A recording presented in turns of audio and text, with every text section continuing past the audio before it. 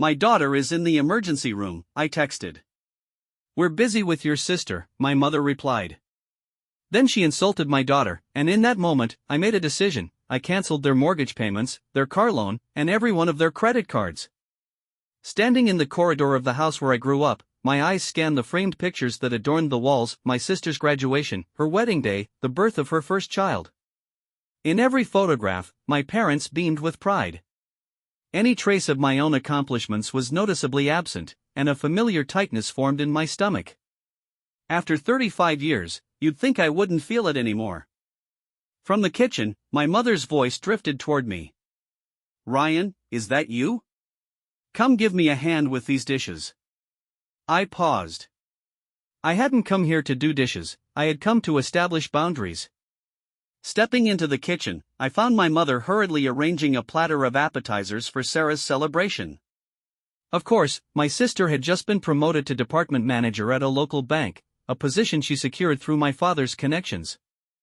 Can you finish these while I go get ready? She said, not waiting for my reply, already wiping her hands on a towel.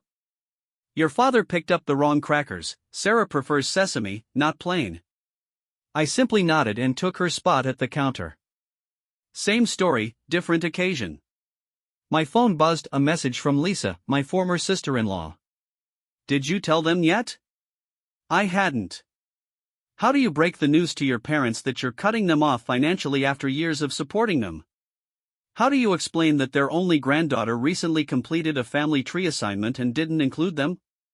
The front door slammed shut, and heavy footsteps approached.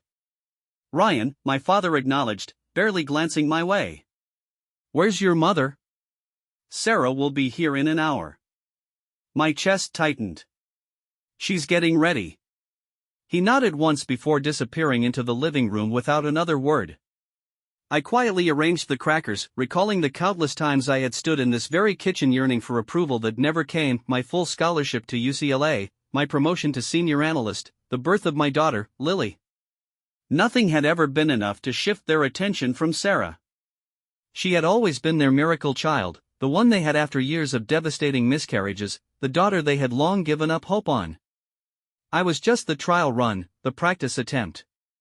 I had spent my entire life trying to earn what she had effortlessly received, their admiration, their attention, their pride. When Jessica walked out on me for a coworker 3 years ago, I assumed my parents would finally step up. Their son, suddenly a single father, surely needed support.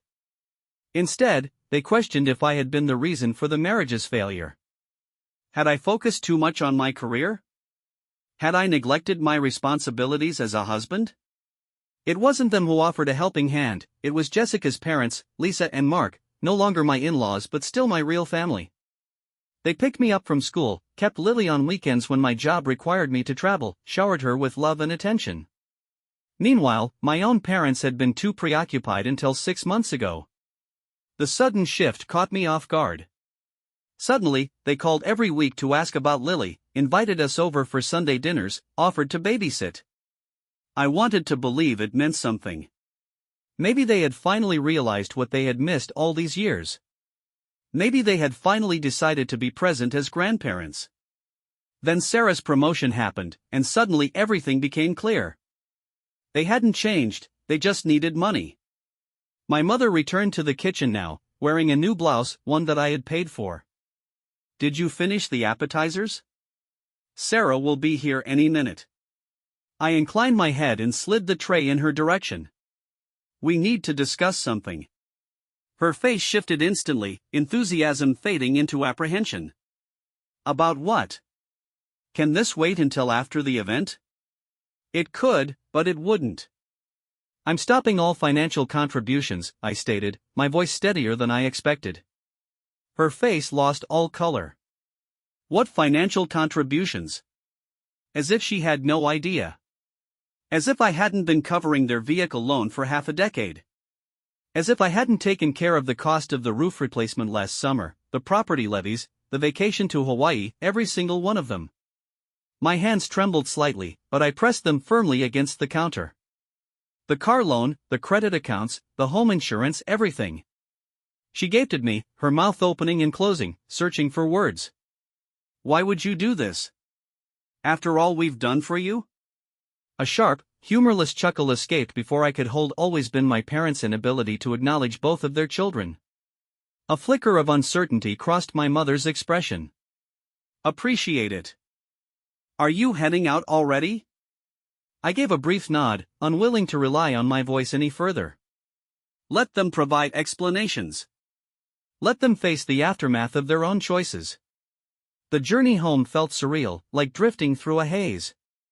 Tears welled up, but they weren't from sorrow, they were from relief. The weight I had carried for years, constantly striving to obtain a love that should have been unconditional, had finally been lifted. Lily was at Lisa's house. My former mother-in-law had sent over pictures of her covered in baking flour, pure joy reflected in her eyes. Happiness in every frame. Love, real and unfiltered. Family isn't about duty, it's not about shared blood. It's about the ones who stay, the ones who make you feel accepted exactly as you are. 3 months slipped by, no phone calls, no manipulative messages, absolute silence. Then, on an ordinary Tuesday afternoon, my phone screen lit up with my mother's name. My finger hovered over the decline button, but curiosity won. Ryan, she addressed me in a stiff tone, each word carefully chosen. We need to talk about this situation. The situation meaning their financial struggles without my assistance.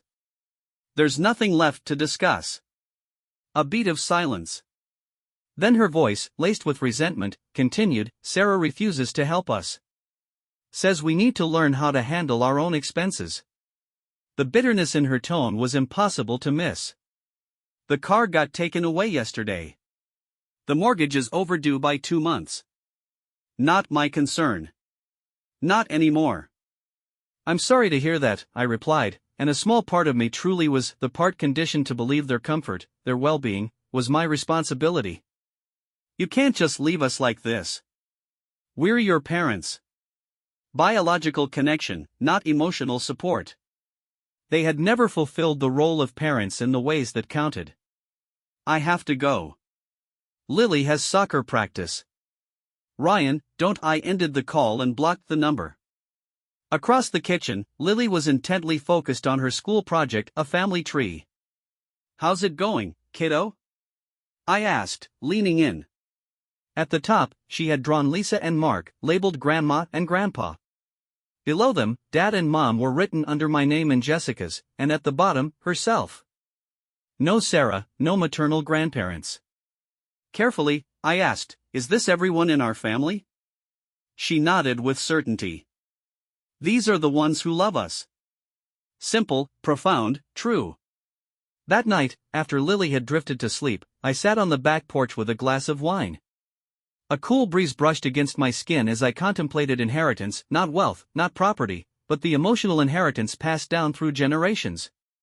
The beliefs instilled in us about love, about worth, about relationships. My parents had inherited their own wounds, their own flawed idea that love was something earned, that children were indebted to their parents rather than cherished by them. But cycles don't have to repeat, patterns can be rewritten. Lily would inherit something different from me, the unshakable truth that love isn't a transaction, that family is chosen, that the most important thing is simply being there. My phone vibrated with a message from Lisa. Mark's making his famous chili this Sunday. You and me are coming. A smile touched my lips as I typed back, wouldn't miss it. This was my legacy now, not guilt, not obligation, but choice, connection, love given freely, received wholeheartedly. For the very first time in my existence, I felt truly abundant in what held real significance. Gazing back, I could now discern the pattern with absolute clarity, the relentless pursuit, the continuous struggle, the desperate longing to be acknowledged. My sense of worth had always been measured through their validation, or rather the absence of it. Every milestone had been a silent plea, notice me, care about me, acknowledge me. The walls of my childhood room had once been adorned with academic certificates, spelling bee awards, and math competition trophies, all accumulating dust while my parents enthusiastically attended Sarah's soccer matches, her dance performances, and her unremarkable school ceremonies. When I was accepted into UCLA with a full scholarship, my father had merely scowled at the letter of admission. California? That's too far away. And who is supposed to assist your mother with the household? Not Sarah. Never Sarah. She was too absorbed in being the focal point of their universe. I left anyway. I worked my way through graduate school, established a career in finance, and reached a point where I no longer needed assistance from anyone. Then I met Jessica, charismatic, confident Jessica, with caught in the middle, torn between their love for their daughter and their disappointment in her choices. You're still family, Brian had reassured me with unwavering certainty. That doesn't change. Mia is our granddaughter. You're her father. The equation was simple for them, incomprehensible for my own parents. Eventually, as legal expenses piled up and single fatherhood, full-time employment, and the strain of court proceedings became overwhelming, I finally turned to them. I requested assistance, just temporarily, just until things stabilized. My father reluctantly wrote a check, small and begrudging. Don't rely on this. We're not a financial institution. Yet when their own vehicle broke down the following month, they reached out immediately. Can you cover this? Just this once, just until we're back on track. That one time became countless times. Their demands multiplied, my boundaries faded, and deep down, I clung to a foolish, unspoken hope that if I just gave enough, sacrificed enough, they might finally care about me the way they cared about Sarah. Pathetic, transparent, desperate. But I couldn't stop. Not until the crisis. Not until I heard, she's such a burden. Not until I finally recognized the truth, it had never been love. It had always been an exchange, and my financial support had merely been purchasing their temporary attention, never their affection, never their genuine care. That realization fractured something deep inside me. But in that fracture, I found release. I no longer needed to prove I was deserving of love, I already possessed it, from Lily, from Lisa and Mark, from friends who genuinely cared, from colleagues who respected me, from the family I had formed rather than the one I had been born into. 1 week after leaving my parents' house, my phone rang. Sarah's name flashed across the screen, a rare occurrence. We rarely spoke, perhaps twice a year. Our exchanges were polite yet detached. What did you say to Mom and Dad? Her tone was sharp, defensive. They're spiraling over money. I had responded simply, no more financial aid. No more enabling. They have their precious favorite. She can step up now. The silence on her end had been deafening. They think you're being cruel, that you're getting revenge for the past. But was it truly cruel to stop depleting myself for their benefit? Was it truly revenge to finally hold them accountable for years of emotional abandonment? I'm not punishing anyone, I had stated. I'm simply finished pretending. Sarah exhaled a sound both weary and familiar. They're never going to change. You know they've always been like this. A rare admission between us, a shared understanding of the roles we had been assigned before we even had a choice, her as the cherished one, me as the neglected. I know they won't change, I had replied. But I have to. There was another pause. Then good for you. 2 simple words, yet perhaps the most sincere thing she had said to me in years. After we hung up, I pondered Sarah's reality. Did she feel the weight of their expectations in a different way? Did being the preferred child come with its own invisible burdens? It didn't excuse how she had contributed to my exclusion, but it gave me insight into why she had. We had both been cast in roles we never agreed to play. Now, months after severing financial ties, I was finally grasping what real freedom meant, not just liberation from obligation, but liberation from seeking approval from people incapable of offering it. My worth had never been defined by their recognition. My value had never been tethered to their acceptance. I had always been enough, they had simply failed to see it. Lily dashed into the kitchen, yanking me from my thoughts. Dad! Grandma Lisa says she's making spaghetti tonight. Can we go now? Grandma Lisa, a title earned not by blood but by love, by presence, by a million small gestures of care. Of course, buddy. Grab your shoes. As she bolted toward the door, a deep sense of appreciation filled me for this bright, resilient child, for the family we had built from choice instead of duty, for the profound wisdom that had emerged from hardship. Sometimes, the most valuable lessons come not from what we inherit but from what we learn through pain, the drive to break cycles, to be better, to create something new. My parents had shown me exactly what kind of father, what kind of human, I refused to become. And for that, strangely, I was thankful. As I drove toward Lisa and Mark's house with Lily eagerly chatting beside me, I felt something settle into place. The journey from yearning for approval to finding peace. From searching for validation in others to discovering it within myself had come full circle. The weight of legacy, the emotional debts, the ingrained patterns, the suffocating father was Margaret. His brother, your Uncle Thomas, was you. I failed Thomas. I recognized what was happening but believed it wasn't my place to interfere. Thomas eventually cut us all off, moved to Australia, and never returned. I haven't heard from my own son in over 30 years. I deserve that loss. But I've watched you struggle for acceptance, and I've watched you finally break free through an old college friend who lives in your city. I've kept tabs on you. I know about the hospital incident. I know about your financial sacrifices. I know about Lily. I know you found the courage I never had.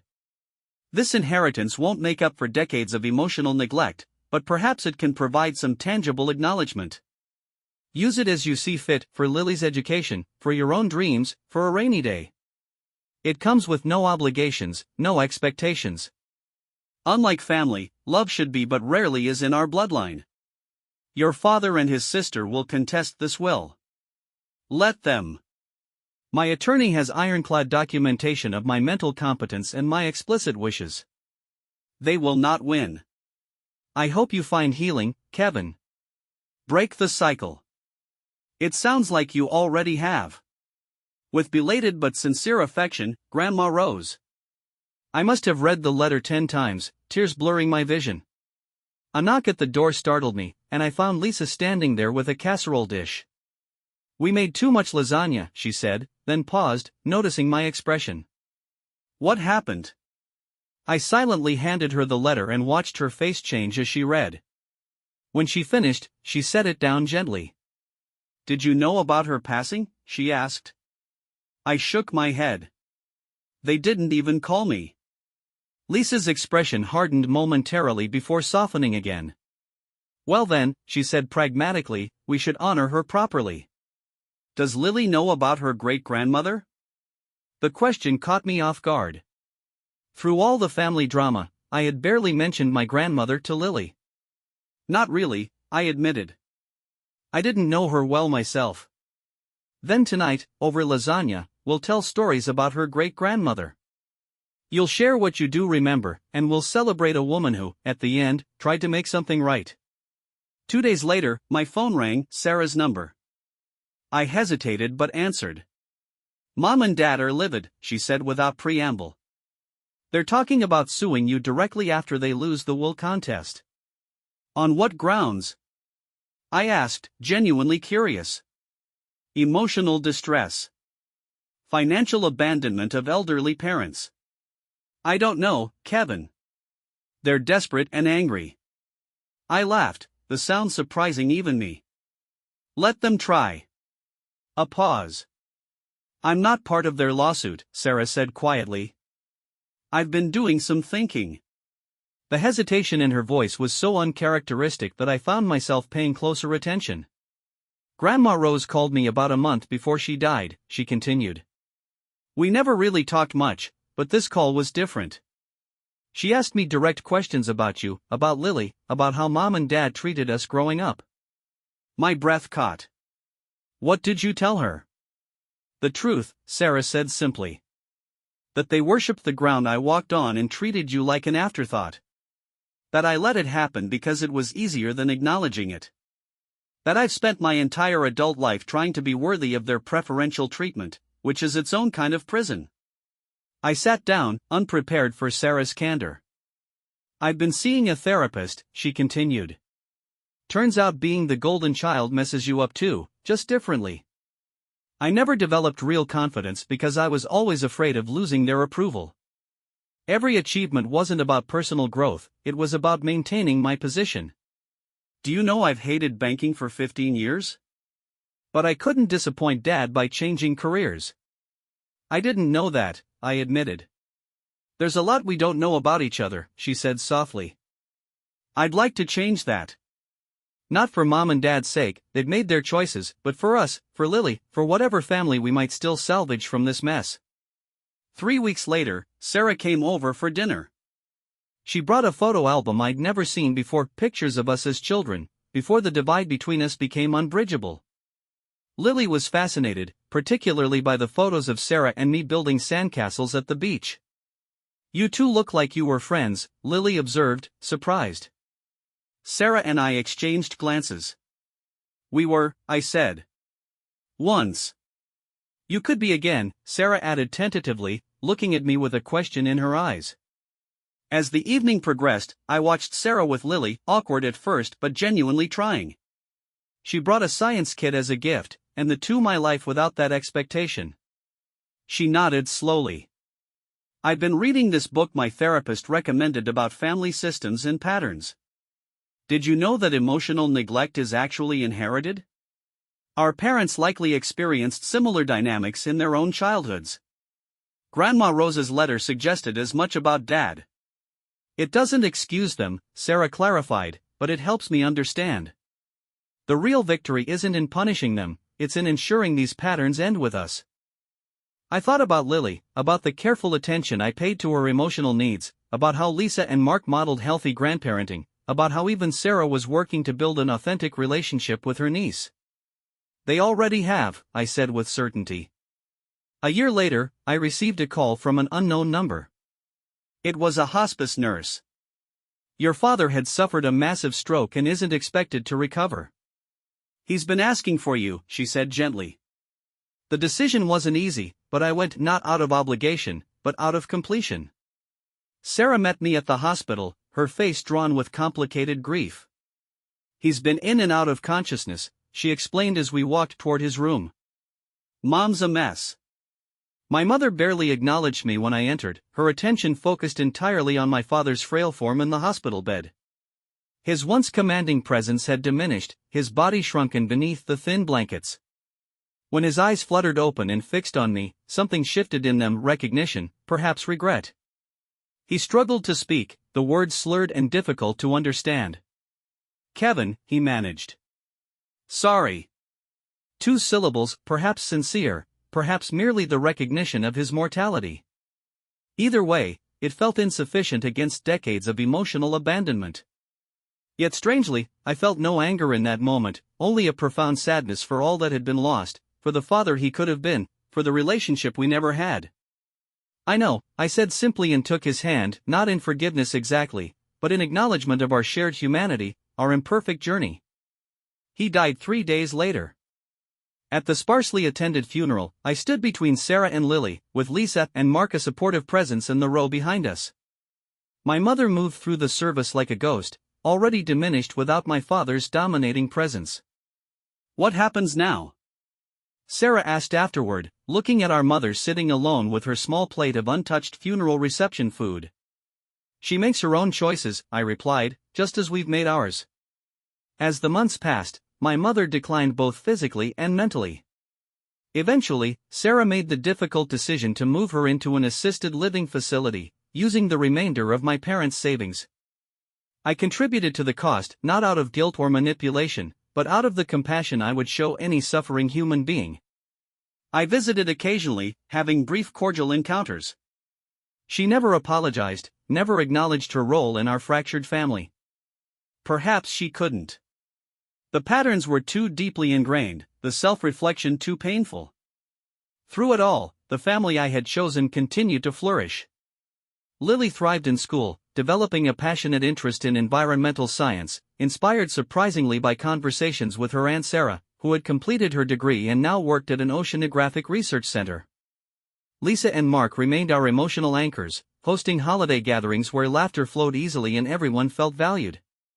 On Lily's 13th birthday, they presented her with a handmade quilt, each square representing a different family memory. Look, Dad, she pointed excitedly. There's us at Great-Grandma Rose's house. And here's when Aunt Sarah took us whale watching. Family, chosen, earned, authentic. Late one night, I found Lily sitting at the kitchen table, working on a school assignment. What are you writing? I asked. An essay about resilience, she replied. I'm writing about our family. I peered over her shoulder at the opening paragraph. Family isn't always who you're born to. Sometimes it's who you choose and who chooses you back.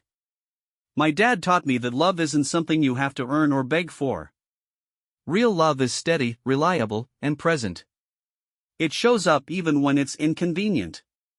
It sees you for who you truly are. Standing there, reading my daughter's words, I felt the final pieces click into place. The journey from yearning for approval to finding peace, from searching for validation in others to discovering it within myself, had come full circle. The inherited patterns had been identified, challenged, and finally broken. In their place, something new had formed, a family built on choice rather than obligation, on genuine care rather than duty, on presence rather than performance. Lily looked up at me. Is it good? I hugged her tightly. It's perfect, I whispered. Just like you.